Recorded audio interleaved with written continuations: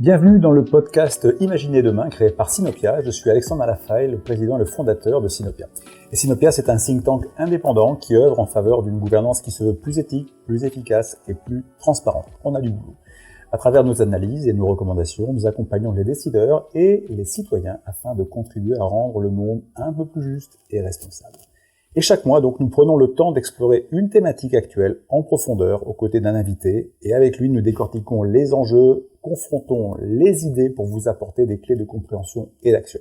Alors restez à l'écoute et embarquez avec nous dans cette nouvelle réflexion essentielle.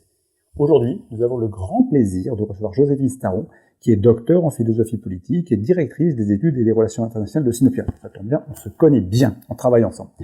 Alors Joséphine, vous vous êtes personnellement engagée depuis déjà longtemps, à travers de votre thèse notamment, dans la construction européenne. Alors pourquoi croyez-vous que ce projet ait encore un sens aujourd'hui, à l'heure des nombreuses divisions qui traversent l'Union et ses membres ?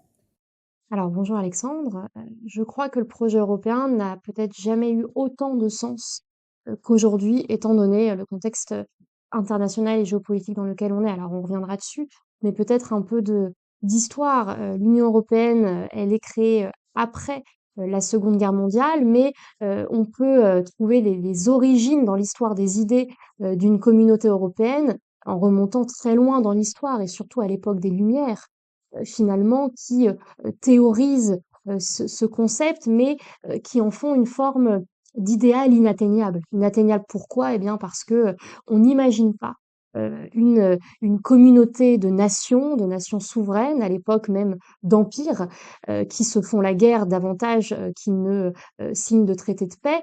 Et donc, lorsque, après la Seconde Guerre mondiale, les États européens de l'Ouest, aidés par les Américains, certains diront poussés par les Américains, c'est un autre débat, lorsque ces États se mettent ensemble pour fonder une union, une communauté, une alliance fondée non pas uniquement sur un traité, mais sur des institutions communes, sur un partage de la souveraineté, eh bien, on dépasse de loin l'idéal de ce qu'on peut appeler les pères fondateurs, mais les pères fondateurs du XVIIIe siècle de l'idée d'Europe. Et donc, on a quelque chose qui, je pense, est sous-estimé par beaucoup, par nous tous finalement, parce qu'on voit ça de manière assez lointaine. On parle de l'hydre de Bruxelles, on parle de la bureaucratie européenne. On oublie quand même qu'au départ, c'est un projet de paix inédit à l'échelle de l'histoire et à l'échelle de l'humanité. Et j'insiste beaucoup là-dessus lorsque je parle d'Europe parce que elle a des défauts. Elle a de nombreux défauts. Elle doit être réformée. Il y a de nombreux changements à apporter. Néanmoins, le principe sur lequel elle est fondée, c'est-à-dire le principe de la solidarité entre les membres qui font partie de cette union, de cette communauté, ce principe-là, je pense que les générations précédentes l'ont rêvé, que tous les pays du monde, les régions du monde, que ce soit de l'Antiquité à aujourd'hui, ont rêvé de pouvoir un jour vivre dans un cénacle où régnerait la paix et où la paix serait garantie par des institutions stables, par des droits inaliénables et par un système politique auquel chacun consent librement et durablement.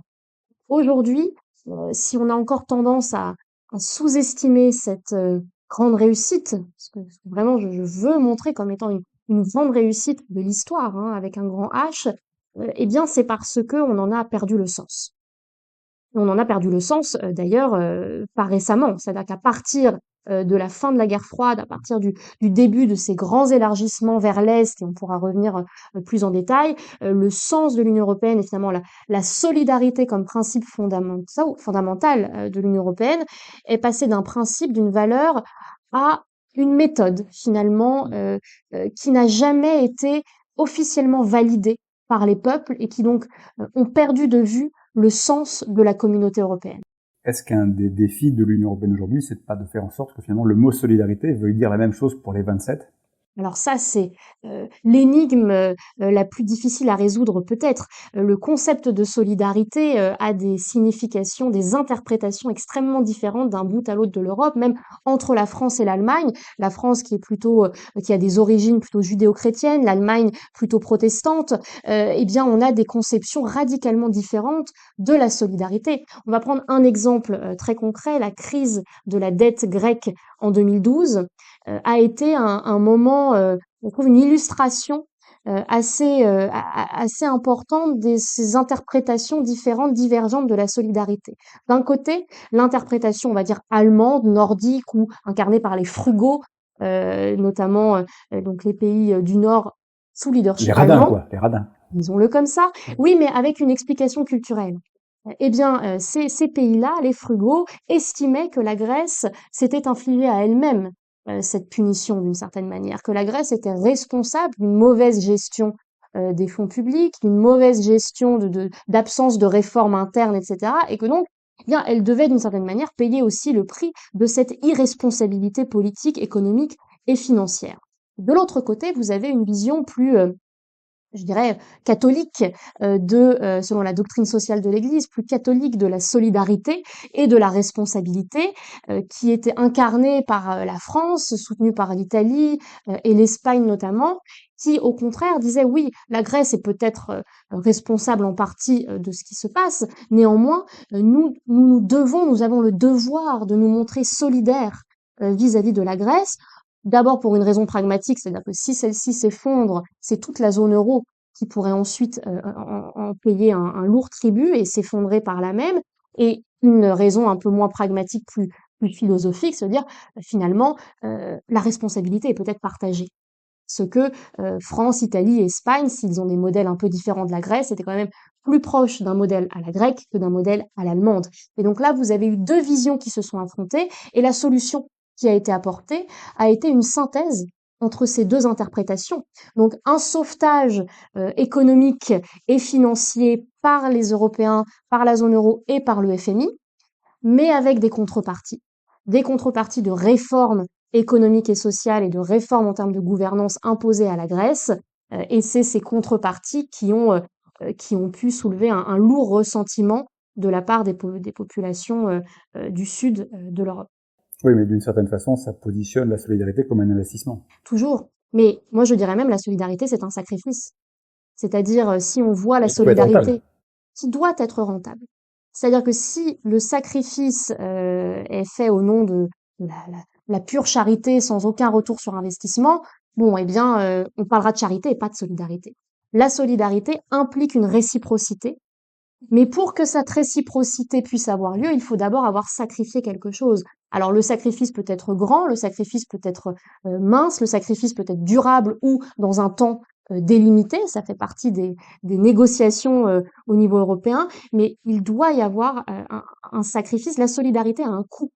Et dans le cadre de l'Union européenne, et peut-être plus encore aujourd'hui, la solidarité a un coût extrêmement élevé parce qu'elle implique de revoir nos modes de fonctionnement, nos préférences économiques et sociales, nos préférences culturelles, politiques, etc. Donc, c'est très engageant, cette idée d'Europe, cette idée de communauté européenne. Je pense personnellement qu'on ne peut pas s'en passer et qu'on doit même aller plus loin, mais il faut avoir conscience des sacrifices nécessaires et aussi du gain qu'on veut et qu'on doit pouvoir obtenir en échange de ces sacrifices nécessaires. Vous avez évoqué tous ceux qui ont rêvé l'Europe, qui ont pensé l'Europe. Même Napoléon, son temps, rêvait d'une espèce d'union non pas de l'européenne, mais de l'Europe. Dans les grandes figures du XXe siècle, quelle est celle qui, parmi les fameux pères fondateurs peut-être, mais quelle est celle qui vous a marqué, qui vous inspire le plus? C'est une question difficile parce que il y en a beaucoup. Je dirais que un des pères fondateurs, c'est Richard Coudenhove-Kalergi, qui et après Otto von Habsbourg lui a succédé dans cette vision, mais qui avait cette vision d'une union véritablement pan-européenne, qui ne soit pas qu'une union d'institutions ou qu'un marché, très loin de là, mais qui soit véritablement une assurance, une garantie offerte à l'ensemble des pays qui voudraient en faire partie, et ça allait bien au-delà des 27 actuels, hein, que eh bien les intérêts de chacun seraient partagés et qu'au final on serait dans une communauté non pas dont on ne pourrait pas sortir, mais dont on ne voudrait pas sortir parce que les liens culturels, les liens linguistiques, les liens économiques, politiques et sociaux seraient tellement imbriqués, eh bien que personne n'aurait intérêt à quitter cette union et finalement que cette union pan-européenne serait notre bouée de sauvetage ou notre bouclier face aux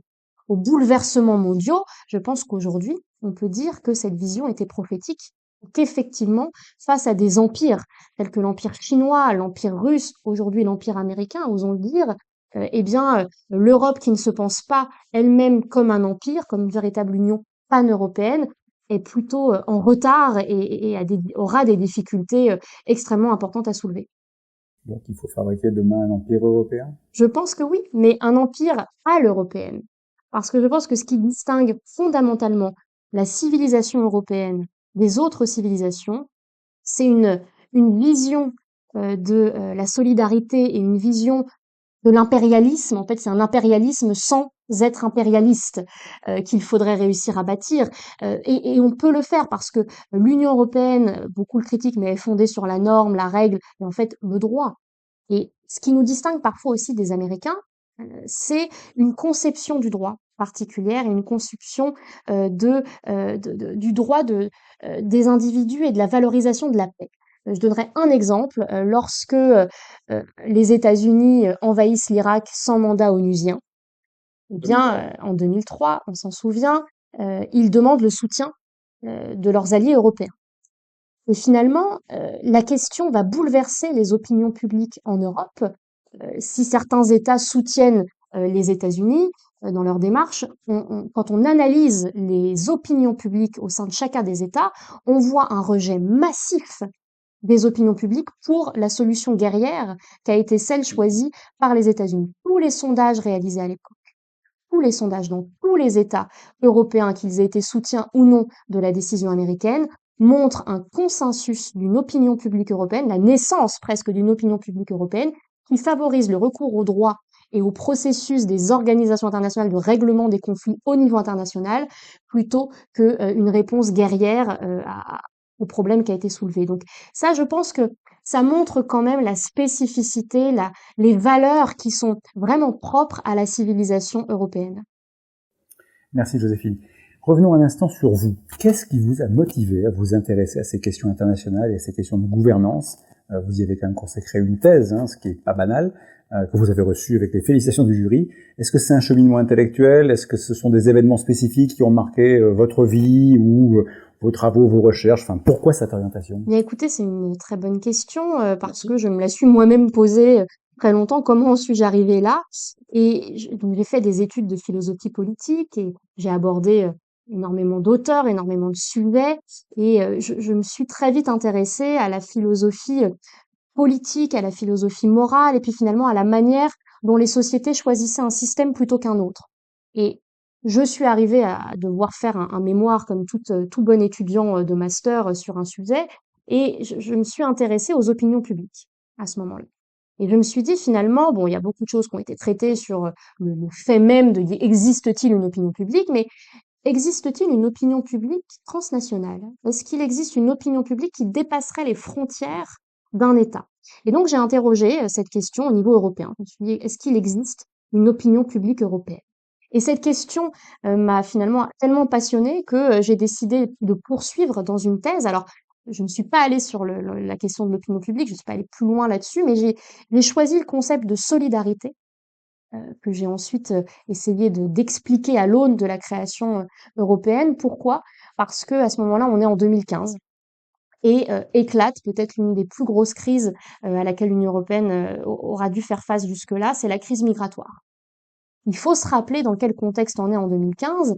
L'Union européenne peut imploser à tout moment. L'espace Schengen est mis en suspens pour la première fois de son existence. Des murs physiques sont érigés dans un certain nombre de pays européens. Les propositions de la Commission, que ce soit une répartition par quota, un changement des règlements, la directive de Dublin, etc., rien n'est mis en œuvre par les États. Alors il y a des votes au Conseil, il y a des votes au Parlement, mais dans les faits, la direction prise par l'Union européenne n'est absolument pas suivie par les États qui font absolument ce qu'ils veulent au sujet de la crise migratoire. Chacun s'écharpe. Là encore, les visions de la solidarité divergent grandement. Tout d'un coup, l'Allemagne décide unilatéralement d'ouvrir grand ses frontières à au moins 1 million de migrants, sans consulter son voisin l'Autriche, qui, elle, se barricade. Et puis, tout cela crée un déséquilibre et des divisions encore jamais vues en Europe. Et quelques mois plus tard, il faut bien trouver une solution à cette crise inédite parce que l'enjeu est véritablement la survie même du modèle européen. eh bien, on va décider de déléguer cette solution à un tiers, qui sera la Turquie.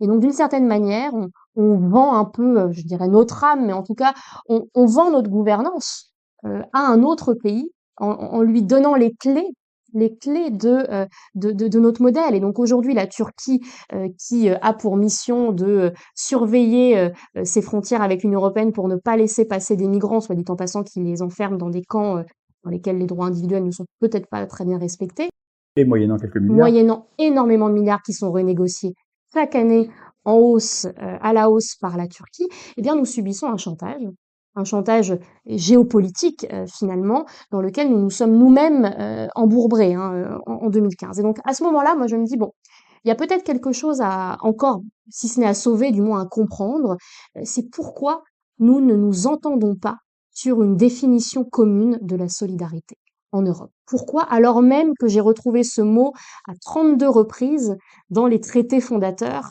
de la communauté européenne, puis de l'Union européenne. Et je me suis dit, une fois la solidarité est mentionnée comme un principe, une autre fois comme une valeur, comme un mécanisme, comme une fin en soi. Bref, on a autant de définitions ou d'interprétations de la solidarité qu'on a d'États, voire plus. Alors comment ça se fait et d'où ça vient? Et c'est là que m'est venue finalement cette passion, parce que je peux vraiment dire que c'est une passion euh, pour, euh, pour l'Union européenne. Alors pas l'Union européenne, encore une fois, en tant qu'outil administratif, bureaucratique ou institutionnel, mais comme projet. Et c'est d'autant plus légitime qu'il faut se souvenir en 2012-2013 de ce qu'avait dit et de ce qu'avait ressenti Enrico Letta, Premier ministre italien, quand les prémices de la crise migratoire étaient là, qu'il était tout seul, et qu'on voyait à quel point ses collègues, chefs d'État et de gouvernement, le laissaient dans cette espèce de solitude, et lui, il ressentait ça comme une espèce d'agressivité invraisemblable, alors qu'il y avait des drames humains partout, et que son pays seul ne pouvait pas en mesure d'y faire face. Vous êtes encore, et ça c'est chouette, parmi les jeunes Européens très engagés. Et c'est quoi pour vous être Européen aujourd'hui, qu'on soit jeune comme vous l'êtes, ou qu'on soit un peu moins jeune, c'est quoi? Je voudrais pas être prétentieuse, mais je pense qu'être européen, c'est aussi être porteur d'un espoir aujourd'hui. On est dans un monde extrêmement conflictuel et puis finalement dans lequel on n'a pas véritablement envie de vivre. Alors c'est quoi ce monde? Bon, c'est le monde du réchauffement climatique, qui n'est pas une bonne nouvelle, mais qui présente des opportunités. Donc si on le voit de cette manière-là, déjà, ça peut nous changer un peu le cap. On est dans un monde de retour des empires, on l'a dit, et des empires brutaux, des empires qui veulent imposer leur modèle, leur cadre normatif, leurs règles à tous les autres, des empires qui ne vivent que selon la loi du plus fort et non pas selon les règles du droit international telles qu'édictées depuis 1945. On est également dans un monde de tensions sur les ressources et sur l'énergie, les énergies, l'eau également, qui laissent poindre des conflits à venir d'une extrême brutalité. Un monde aussi où les enjeux migratoires ne vont pas cesser de se poser pour tout un tas de raisons. Et enfin, un monde dans lequel le facteur démographique va jouer un rôle clé. Vous avez des régions du monde qui ne cessent de croître en termes de population et d'autres, comme l'Europe, qui, au contraire, ne cessent de décroître. Et donc finalement, lorsqu'on est européen, on est face à un dilemme.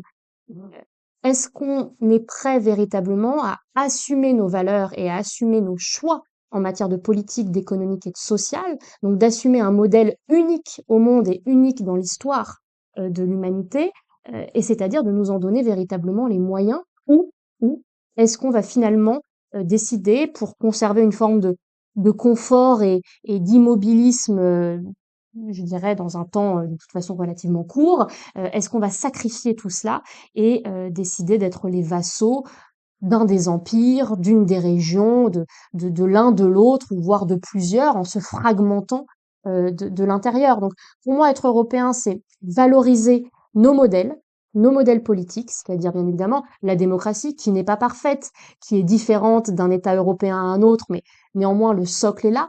C'est valoriser les libertés individuelles, les libertés collectives. C'est valoriser aussi une certaine vision de la sécurité, parce qu'il n'y a pas de liberté si elles ne sont pas protégées, et donc si elles ne sont pas encadrées par un cadre juridique, bien évidemment, mais aussi par des armées, une industrie de défense, voilà, un cadre en matière de sécurité et de défense qui soit solide. et indépendant, rappelons-le.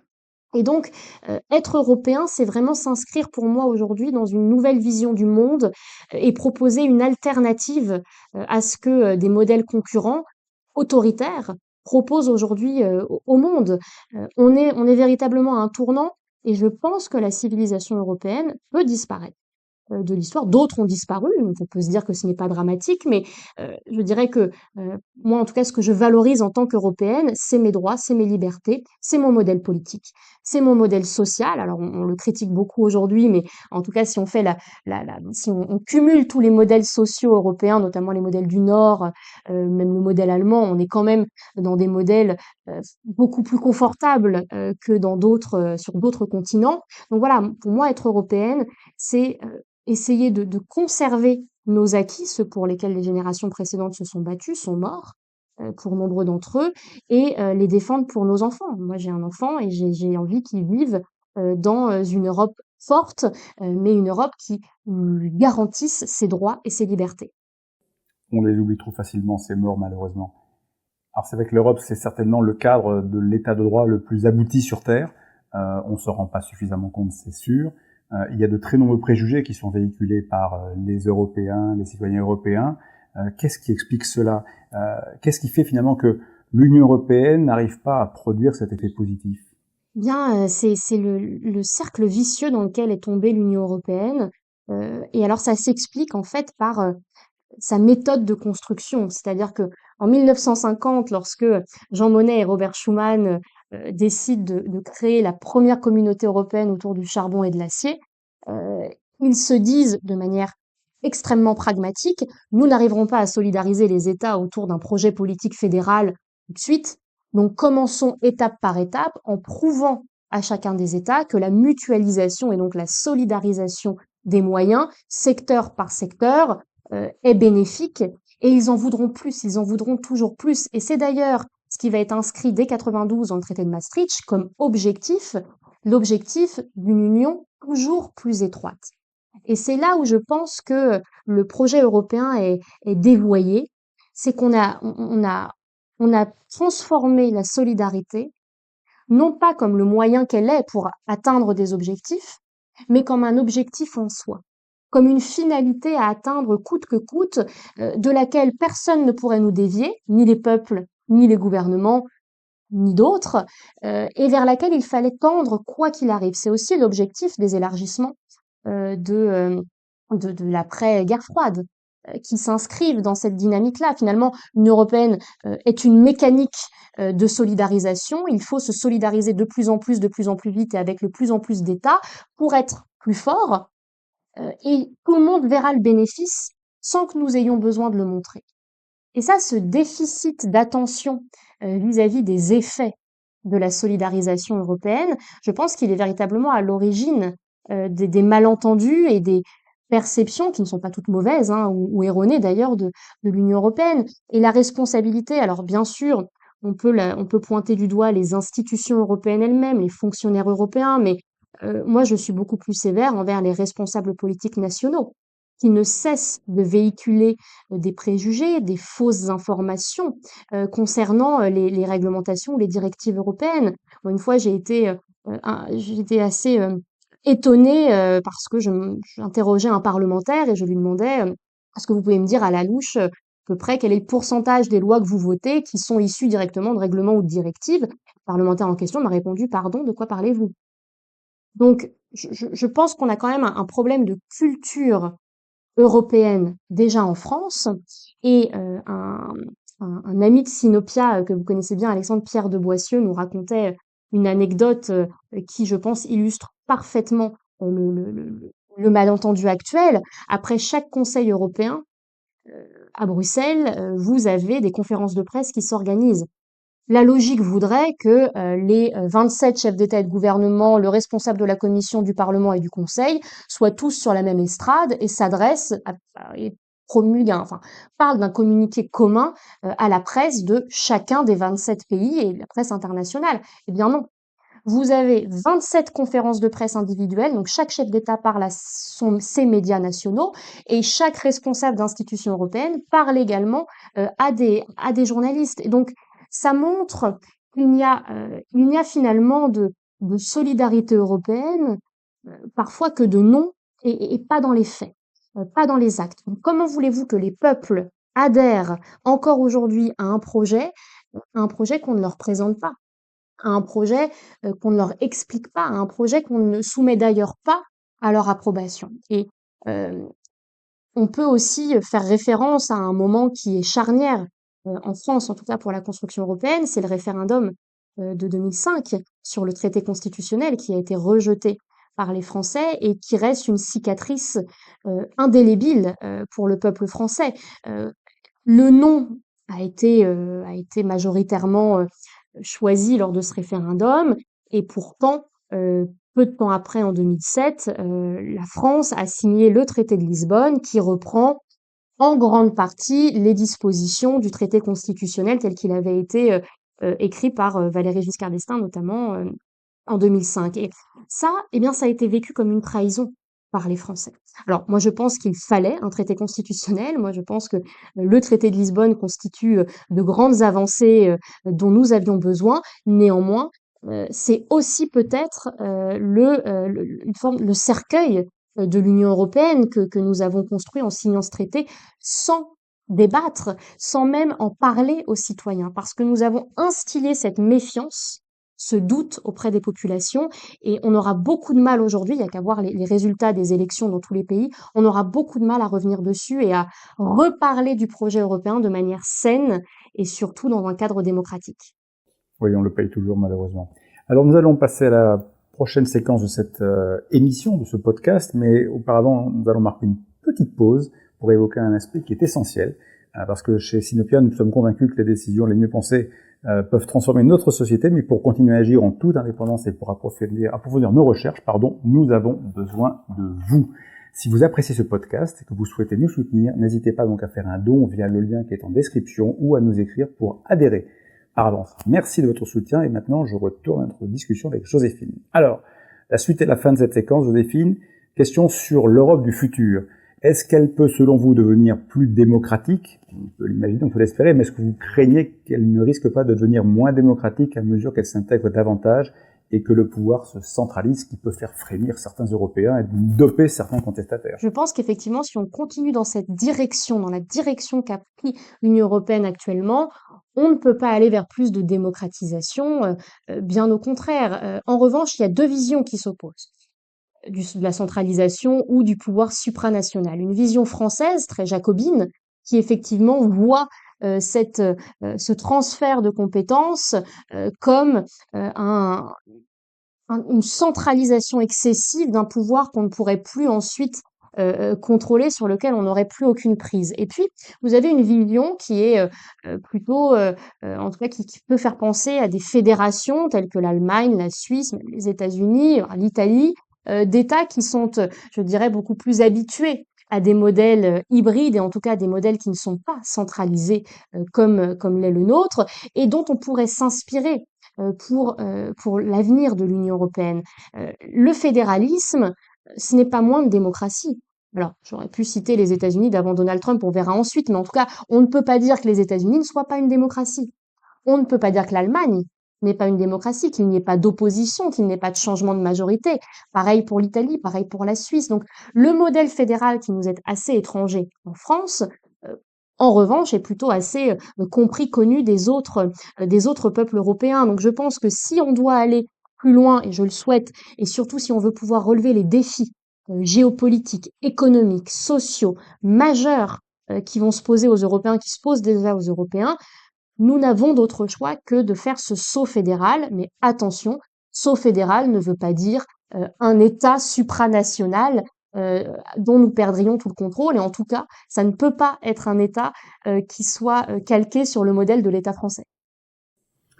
Le modèle est à inventer, mais en tout cas, c'est sans doute le chemin qu'il va falloir franchir dans les prochaines années. Alors, ces institutions européennes aujourd'hui, est-ce que vous les pensez adaptées aux enjeux de la gouvernance mondiale? Est-ce que vous pensez qu'elles sont capables de s'adapter aux nouvelles réalités géopolitiques? Alors, je pense que le problème ne se situe pas uniquement au niveau des institutions européennes. Je pense que non, elles ne sont pas tout à fait adaptées et qu'elles doivent être réformées, qu'il faut assouplir, à donner un peu plus d'agilité au modèle.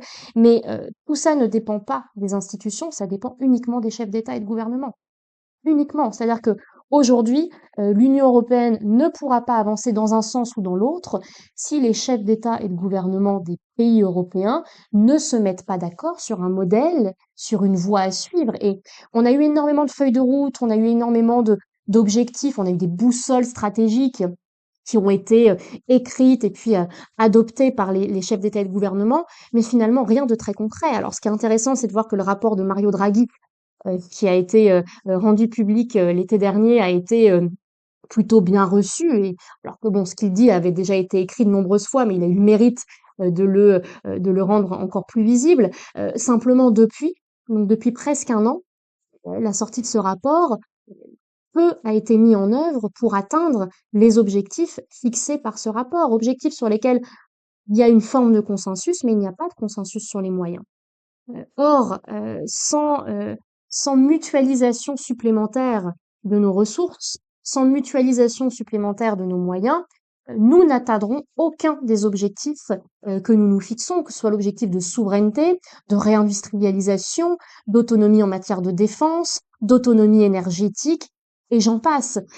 Sans davantage de solidarité européenne, je pense que nous sommes voués à devenir les vassaux d'un empire ou d'un autre, finalement, de celui qui gagnera la guerre qui est en train de se jouer, qui est une guerre autant culturelle qu'économique aujourd'hui au niveau mondial, et pour laquelle nous ne sommes absolument pas équipés au niveau européen si nous partons à 27 divisés.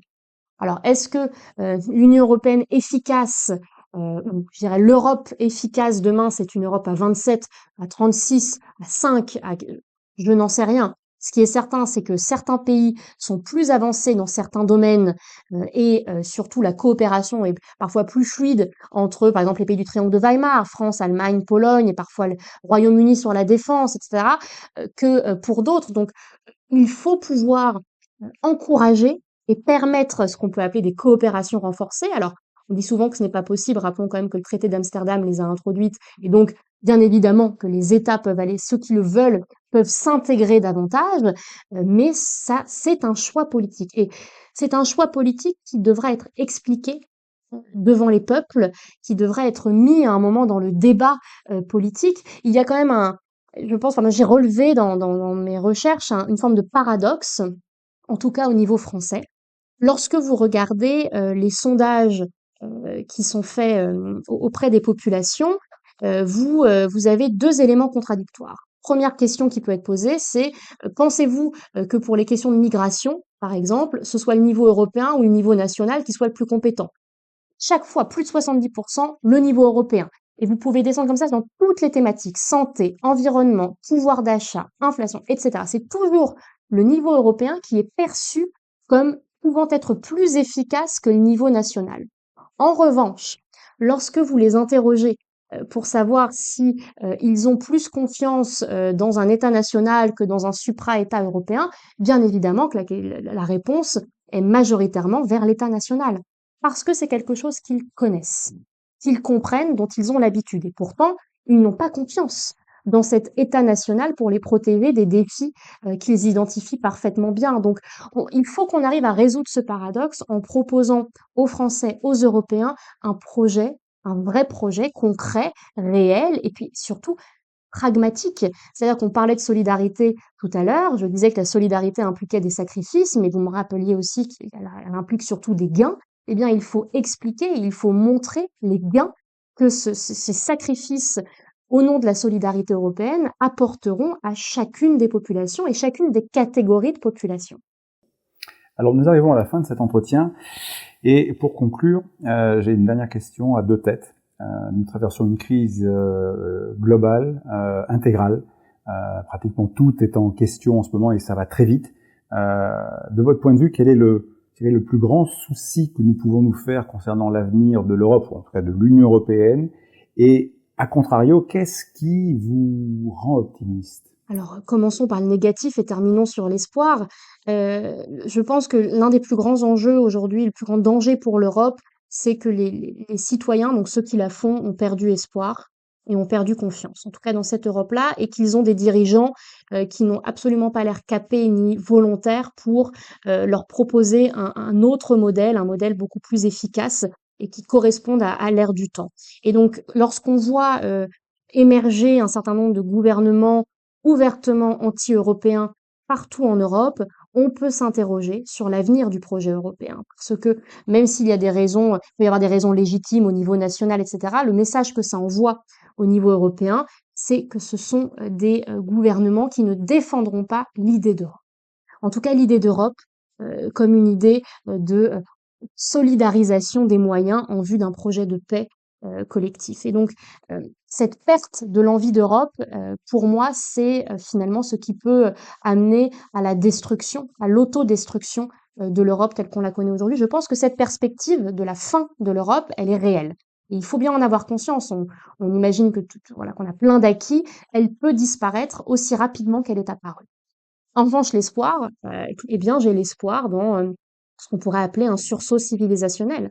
Je pense que Donald Trump, Vladimir Poutine, Xi Jinping nous offrent sur un plateau les raisons pour lesquelles nous devons nous battre et pour lesquelles nous devons aller plus loin dans le projet européen et pour lequel nous devons en faire un véritable projet de civilisation pour nous-mêmes, mais aussi pour le reste du monde. Alors sans chercher à convertir qui que ce soit à quoi que ce soit, mais montrer au reste du monde que face au modèle hégémonique chinois, au modèle hégémonique américain ou au modèle hégémonique russe, eh bien le modèle européen 2.0 ou 3.0 peut être une alternative souhaitable pour le reste du monde et surtout pour les Européens. L'Europe se fabrique en temps de crise, ce sera le mot de la fin. Merci Joséphine Staron de nous avoir aidé à mieux cerner les difficultés, les enjeux et les défis auxquels fait face notre Union européenne. Merci d'avoir été avec nous pour cette discussion enrichissante. Merci à Paul Boucher pour la régie de ce podcast. Et si ce format vous a plu, n'hésitez pas à le partager autour de vous et à nous rejoindre sur sinopia.fr ou sur les réseaux sociaux pour continuer la conversation. On se retrouve le mois prochain pour aborder une nouvelle thématique avec un nouvel invité. Et d'ici là, à très bientôt pour Imaginer demain.